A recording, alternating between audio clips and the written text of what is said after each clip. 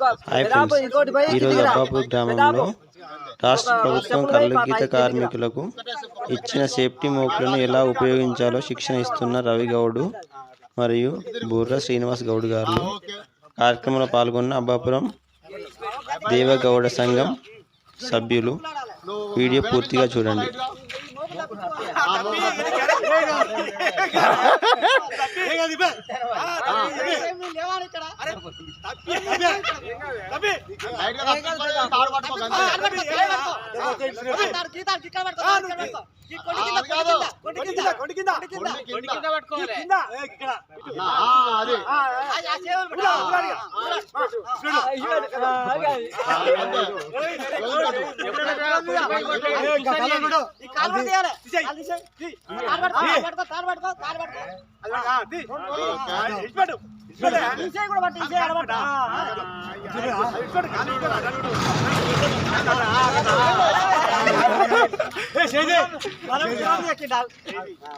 ఎట్లా ఉందా నీకు?